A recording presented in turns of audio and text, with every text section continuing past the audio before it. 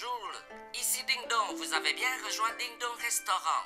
Je peux prendre votre commande? Oui, je voudrais votre spécial riz minute livré en moins d'une minute, puis c'est gratuit. Ok, pas de problème. Ding Dong arrive. Eh bien, vous avez même pas mon adresse. Allô? Allô? C'est moi, Ding Dong, de chez Ding Dong Restaurant. Ben, en fait, c'est juste quelqu'un qui fait la rencontre d'un livreur chinois magique. C'est tout. C'est tout. Oui. C'est assez absurde comme situation. Et comment tu as pensé à cette situation-là? Ben justement, c'est juste. Je voulais faire un autre tournage simple. Et puis, ben, qu'est-ce qui est simple? Je me suis posé cette question-là. Donc, je me suis dit, ben, quand on commande ou quelque chose, ça pourrait être quelqu'un à la porte qu'on répond. Puis, cette personne-là, elle aurait des pouvoirs étranges. Je pense que c'est juste ça. C'est pas plus que ça. Puis, tout est venu comme ça. Le reste de l'histoire, avec les petits trucs absurdes, sont venus avec. Et il y a deux personnages dans ton film, celui qui reçoit la commande, qui est interprété par toi, Ben oui. et le livreur chinois, qui est interprété par... Ken Hua. On l'a vu, ils ont joué peut-être dans l'émission Catherine à Radio-Canada. Il a joué dans Les Intrépides, Souvenirs, peut-être pour ceux qui s'en rappellent. Et comment tu as fait pour l'approcher et lui proposer ce rôle-là? Bien, c'est ça. En fait, il a juste envoyé le scénario, on l'a appelé tout simplement.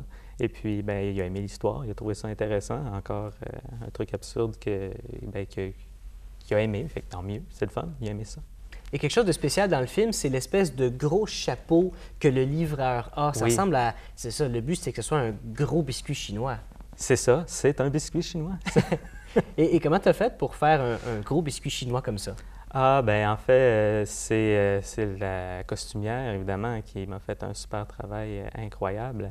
Donc, c'est Julie Boulanger, donc elle a fait un super travail, donc, et voilà. Donc, c'est grâce à elle. Et ton film se passe dans une seule pièce seulement, donc le tournage a dû être quand même assez rapide. Bien, c'est une journée. C'est évidemment, on avait pris le matin avec Kanua. On l'a fait avec lui. Puis l'après-midi, ça a été plus relax parce que c'est juste les plans avec moi. Fait que c'était comme moins important. C'était plus simple. Et quelque chose que tu me dis souvent, c'est qu'au Oui. début, quand on commence, il faut pas se compliquer la vie avec un scénario compliqué qui se passe dans plusieurs pièces. Il faut focusser sur un seul endroit pour réduire Ouais. le temps, les difficultés. C'est ça. Ça, c'est le conseil que je donne à ceux qui débutent, de ne pas arriver, de faire un scénario qui se passe dans l'espace avec... malgré qu'on pourrait le faire devant un green screen, mais il ne faut pas que ça soit qu'il y ait trop de plans, sinon, quand on commence, on dit « Oh my God », on pense toujours que c'est simple, mais finalement, ça peut être des fois pas mal plus compliqué qu'on pense, parce qu'il faut penser à tous les petits détails.